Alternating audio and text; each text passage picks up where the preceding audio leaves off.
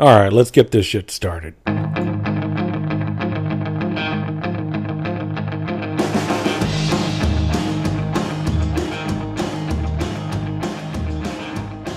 Hey y'all, how's everyone going? Janzer here again, and we're gonna be rebranding this as B3 GamingCast. B cubed GamingCast. It's still beer bullets bullshit, but YouTube seems to have a problem with the word bullets, believe it or not. Yeah, I found that out. Who knew? That's kind of crazy. Anyways, long story. If you want to hear about it, I can tell you about it. Anyways, so we've got GamerTron. The GamerTron show is the name of the channel, and the guy will tell you his name. So, I'm going to name this series Gamers for Life because I always go through the audio and listen to parts of it, and I find like a little catchphrase or whatever. The last one was The Way of the Samurai. Even though we didn't say that, it was very fitting for the Seven Samurai. Yeah, I know I'm getting to it. We're getting to the cast, all right? Chill. There's a few things I had to get, I had to talk about a few things. Sorry. Can you tell them we had to talk about a few things? Jeez, man. Y'all are impatient. It's okay. I am too. All right. So getting down to it, it's kind of funny because I was listening to this cut of the audio and I kept playing it over and over because I was trying to find a good break and I couldn't find one until a little bit later. It's going to be a little bit longer cast. And I think the content is very relevant for the recent events that have happened. And one of the topics of these recent events that we happen to cover in the gaming cast here is using the internet as an excuse to be an asshole is not acceptable. Let's roll right in. We've got today Ryan from GamerTron show. If you want to introduce yourself, because I'm starting to forget. I just asked you what's your name and everything. What am I going to call you? And then I'm like, he told me and I forgot. Yeah. Well, I'm Ryan. I'm from the GamerTron show. I'm also known as the GamerTron, or just Tron. I'm just a guy on YouTube, loves video games, loves talking about video games, and yeah, that's about it. And I have my own YouTube channel. It's true. You really enjoy talking about video games. I've seen a lot of your stuff, and I think a lot of my viewers / listeners will also enjoy listening to the conversations that you are striking up in your comments as well. People talking about, different things, and I will get into some of those topics in a bit. But yeah, well, welcome to the show. I'm really actually excited to have you on because I've listened to a lot of your stuff, and I'm like, this is the thinking man's gamer right here. This guy is thinking about, development and, what gaming means as integration into your life. Gamers are gamers for life. That's what it is. So, but so yeah, I'm glad to have you on. And I just want to get right into it and skip over you even saying anything. I'm sorry. You need to shut me up, because I get excited and I'm just like, oh, and then it's like, did Janzer have a guest on there? I can't quite remember. Yeah. But yeah, let's roll into some Warframe talk. Why don't you tell us some about how you got into Warframe and what your channel, I know what your channel, what's popular on your channel about Warframe, but some of my viewers may not know. Well, I first got into Warframe really because Digital Extremes, the developers of Warframe, they made a game called Dark Sector a while ago. And I got Dark Sector, what was it, around 2010, 2011? I finally played the game like I knew it existed. I finally bought it off Steam. And after playing I love Dark Sector. It's easily become one of my favorite games of all time. I love the style. I love that glaive. That glaive was the greatest melee weapons in video game history, period. And so then a trailer just showed up on YouTube called Warframe. And I found out it was being made by Digital Extremes. So Warframe, what's this? What's this? A new game from Digital Extremes? Then I see the trailer and I see Excalibur for the first time in his helmet. I'm like, oh my god, is this a spin-off? Is this a sequel to Dark Sector? What the hell is this? Yeah. So after that, for the next few years, Warframe has taken up a great deal of my life. Yeah. I've been with it through early development, back when Captain Vora was just a guy in a red suit. Yeah. Yep. So I've seen Warframe grow and expand and get bigger and bigger, and I love it. I love what this game is and what's become. Yes, it has issues. Every game has issues. It's inevitable. It's inevitable. But comparing Warframe to so many other games, Warframe is like a masterpiece. It's a one of a kind, almost a revolution of a game. Yeah, the way I think so too. Players. I think so too. I have to cut in there because that's one of the key things that I think about, and I've said a few times, is that I haven't played another game. I have never been a part of this kind of a gaming experience before because we have the opportunity to affect the game that's being developed. Yeah. It's crazy. It is like early access, like games on Steam, the new whole early access thing going on. They claim that you'll be able to affect development, but how often do you rarely actually affect development besides being a beta alpha tester? In Warframe, when the people make demands, it's heard, and if contests or competitions happen, like the design an enemy contest for Warframe, that happened, and now we're going to be seeing, like sometime in the next few months, actual brand new enemies that were designed by the community. How amazing is that? And weapon skins. And I mean, I know that some other games have given that option, but I think because, Digital Extremes they really do go to a lot of lengths to meet their fans and talk with them and interact with them as much as they can. And I know sometimes people get focused in on certain things and they feel like, well, they're not doing anything for me. It's like, well, they really are, though. You just got to look at it over the scope of time, just... I know, I think people get way too obsessed with the tiniest details, like a statistic on a weapon or a specific animation or lore. Granted, I want more lore in Warframe, but I don't think Warframe necessarily requires a heavy amount of storytelling. Right. I mean, it's got the gameplay, it's got a ton of variation and variety and stuff to collect and level up and all that. It has stuff to keep you entertained. Like, I can't wait for when Warframe actually gets more story and more lore, but I don't think it's something that we should necessarily focus on. I want more of it, but it shouldn't be something that people legitimately criticize, like, this game has no story. Right. Yeah. That game has no story. Call of Duty, Destiny. Right, I'm exactly. not saying anything. I played Counter-Strike. I've said this more than a few times. Counter-Strike for years. I would play it hours, and I don't even care that there was a story. It didn't matter.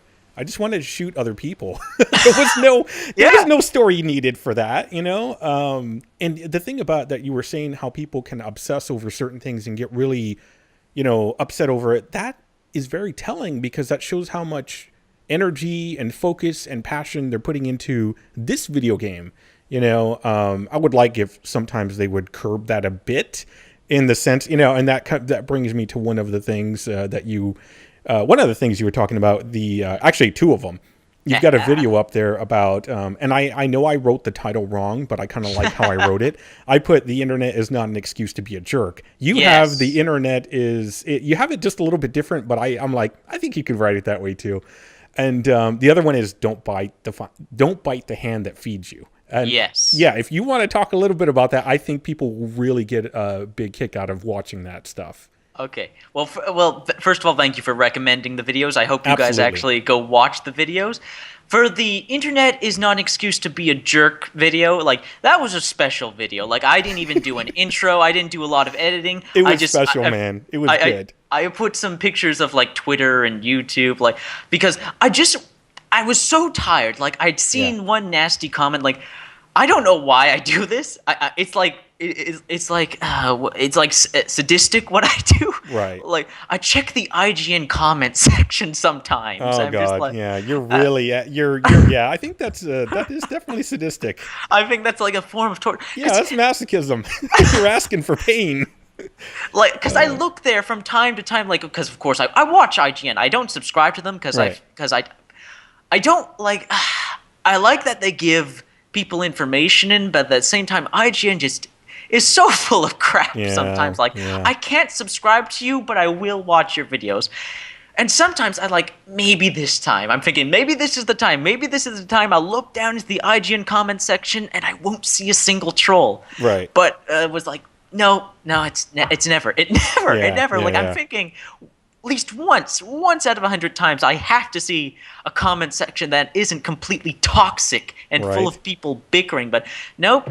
And after, I don't remember what the comment was I saw, but after that, just like, you know what? Taking out the microphone. Like, I need to say this. It's like, it just like, the internet it's like, the internet is the highway information center, but it's also a community center. It's a place where people gather. It's like, you're not alone. You're like, you may be anonymous. We may not be able to see your face, but you are not alone. You are technically surrounded by people. Like, it's like at a party.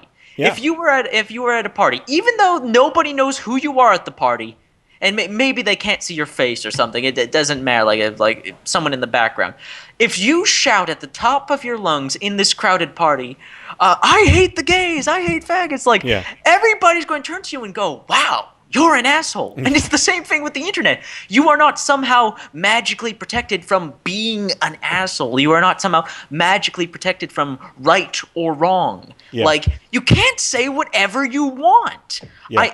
I'm all for free speech and all that, but there are some things like you can tell that are basic right and wrongs. Prejudice, that's basic right and wrong. Prejudice is wrong. You can't defend it. It is wrong. Yeah. It is morally bankrupt. It's really that simple. You can't defend it. And I see so many arseholes on the internet, like, when they're backed into a corner and they're proven wrong, their excuse is, "This is the internet. What's your problem? Like, it's just the internet." It's like, dude, fuck you. No. Or the free speech thing. Oh God, I hate that. I'm like, that's not a good excuse. That's not legitimate. You can't just say, I was reading one of the comments in the Game Society Pimps channel. They're doing like what I'm doing now, like video because I invented it, right? They're actually doing video podcasts where they're showing themselves. I can't do that. I'm a ninja. I can't be seen. But one guy was like, "Oh, guys, you're on camera. I mean, people all over the world are going to be watching you. Why couldn't you clean up a bit?"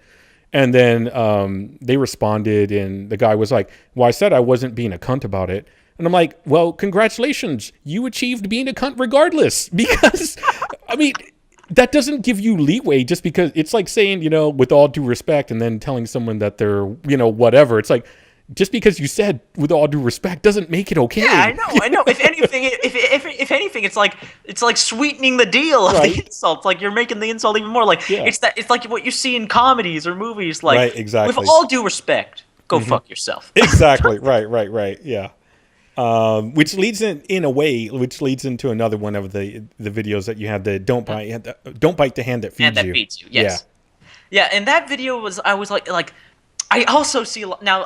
This is not just IGN games. Like, I get comments too where people, they talk about video game developers in an ill manner, and I have a lot of respect for video game developers. And people ask me why, because I don't look as video game developers as gods or other creatures. They're human beings. They get up in the morning, go to bed, they eat, sleep, they have families, like, they have financial troubles. Like, they're human beings. Right. They're people too. They make mistakes. Stuff happens. Yeah. They're not machines, they're not aliens, they're not gods, they're not some other being that a lot of people treat video game developers as. Even publishers. Sure, publishers do scumbag things, and they're non-arguably scumbag things that they do sometimes, but it's business. Stuff happens. Things slip through the cracks. One guy gets his way. Another makes a mistake. It happens. This is life. These are human beings. Yeah. And like, I know some people argue this was a bad example. I brought up Phil Fish in that video and how people shouldn't attack Phil Fish. I don't agree with Phil Fish. Like, 90% of the things Phil Fish says, I do not agree with at all, and I am not arguing whether he is a good or bad person, but he does not deserve to be harassed for the simple fact that he has a different opinion and that he makes video games. And, like I can understand, like, why people would kind of go at him for some of the controversial things he said, but the fact that people were going on him about make Fez 2. When's Fez 2 coming out? Right. Come on, give us Fez 2. I'm like, give him a break. He's literally one man. And that's Like, like the same position Peter Molyneux just got into as well. yeah. Yeah. I saw that. Yeah. I read about that. Like, but however, Peter Molyneux's a bit different because he's kind of like he's the creative director. While he Right. has some say, he's not the one putting the game together, and he at times oversteps his boundaries Right. in what he says. Like, Peter, no, what are you doing?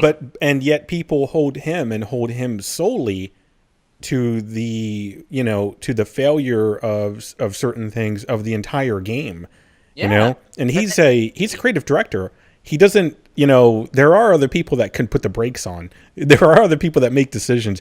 I'm a developer. I do web development. So I have a project, I have a team. I actually help to do a lot of different things in my company. So I'm not just like a coder, but I mean, we have hardcore coders that, they can put me to shame any day of the week. But because I have that perspective of being a developer and being on the side that can also like look at and adjust processes and seeing the account side, I can absolutely say with the 100% that developers do not, we're not the only ones touching that product. We're not the only ones making the decisions, and we definitely are not the ones that love when something completes the way that we did not envision it. It's really hard seeing a project go like the Order 1880, what, 3? I think that's 86. 86. Yeah, how that all came out. People were just like, oh, and I'm like, do you understand there's also publishers there? Do you understand that those developers are inside of a big company? They're not, in that specific case. I think, what was it, Sony that put it out? I'd like to say Sony. Not entirely sure. They're under one of these. I'm pretty sure it was Sony because I think I watched it and I know it's exclusive to Sony's consoles. Yeah, so yeah. hey. And I think they were under their, and somebody please correct the shit out of me. They will. Don't worry. But the whole thing is like, especially with them, they have a huge infrastructure around them. Now, these guys are developing the game, whatever that team was, but they did not Ready at Dawn. That was the name. Yeah, Ready at Dawn. Yeah. They did not make every decision of when it was coming out, how long development time would be? They didn't decide. There's a committee of people. What information to put out there. It's like they don't have 100% control. We wish they did. I wish developers had 100% control of their products. And when they do, then you can take them to task as being the ones that fucked up. Yeah.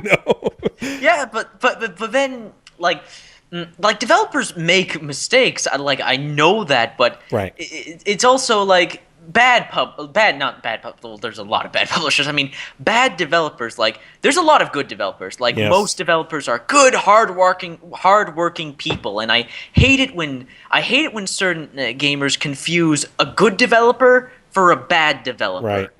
Like, for instance, if I were to make an example, the guys who made Ride to Hell Retribution. You heard of that game? Yeah, and I was gonna say, can you find a bad example? Because from what I can tell from your channel, you like a lot of games. Yeah, you are not. I like Resident Evil games 6, down big for time. God's sakes. I like Resident Evil 6. Yeah. And I will fight to the death that Resident Evil 6 is a quality product. But in that, what I see is you're a true gamer. You can find those good portions of the game and say, you know what? I like this game because of that jump mechanic. That jump mechanic is amazing, or something like that. It's like, okay, the rest of it might be shit, but man, it was really good jump mechanic. I recently uploaded a review of Scourge Outbreak, and that game is panned to shit. I mean, GameSpot absolutely hates it. I saw their review, like, damn, that's harsh. Yeah. I also think the great and popular Jim Sterling doesn't like that game either. But I liked Scourge Outbreak. I played it. Sure, it's a generic sci-fi third-person shooter. Yeah. Yeah. You can argue that about Gears of War. So what it was first. Like, I see quality. Like, I see hard work because once I tried to make a video game. I spent days, weeks, maybe about a month, working on it before I said, fuck it, I can't do this. I don't have the skill. I don't have the skill. Like, video game developers are skilled, and this takes hard work to build. So it's really hard for me to just say, "Ah, this game is shit." Like, it's really hard for me to do that. I know. With any game. If any game like Ride to Hell Retribution comes unlocked, and thanks for bringing it back but to the point. When that game comes along, and I'm like, God, the developers, like, oh, God. You guys really fucking half-assed. Yeah, I can't even defend that one. You were asking money for that. It wasn't even in a finished state. Like, that's a bad developer. It was pretty horrible. Yeah. So and I really hate that. Like, instead of going after that bad developer, like some people would say, no, this developer's a good developer. It was the publisher's fault. Like, Deep Silver was the publisher. And now, Deep Silver, they're a mildly good publisher. They make mistakes here and there, but they're not as bad as, say, Ubisoft. Oh, God. Well, they're not winning any favors from anyone. But Deep Silver's okay, and people are going, no, it wasn't the developer's fault. It was Deep Silver's fault. Like, it's a real mix-up. Like, the good developers get shit on. Like, if I may bring up a supporter game like Evolve. Evolve has recently come out, and there's a bit of controversy about that, about the amount of DLC there. Yeah, I had that as a talking point. Oh, okay. Well, one of the, like, people are going after Turtle Rock and saying, Turtle Rock, you pieces of shit, you guys are greedy. Like, I went, whoa, you're going after Turtle Rock. You do know these guys, like, before releasing their game, did this huge charity event where they gave a shit ton of money to starving kids or sick kids, and you're calling them greedy bastards. Like, shut the hell up. Well, it's interesting because the nature of business within gaming is really in flux right now. They're really trying to find how do we not make an order 1886 and charge $60 for it? What other models can we do? Because when we do something like that, people shit all over it. And by the way, I liked the Order 1880s. I liked it a lot. Oh, I could see the craft. No, I watched it. I'm a gamer and I'm a content consumer like everyone else. And I'm a Let's Play watcher. Oh, that's how I started. I just would watch all these Let's Plays, and I'm like, man, these are great because I don't have time to play, but I get the experience in a way, and that sparked gaming again in me. And I went out and bought the games that I was watching. So Let's Plays do a lot for companies, but that's another. I don't even want to go there right now. We'll get to that later. We can talk about that. Looking at the order, and people are like, "Well, you just like games that look good," and I'm like, why is that wrong? That's like saying you like women that look good, or you like men that look good, or you like cars that look good. Exactly. Yeah. There are some supercars that are terrible cars, but they look amazing.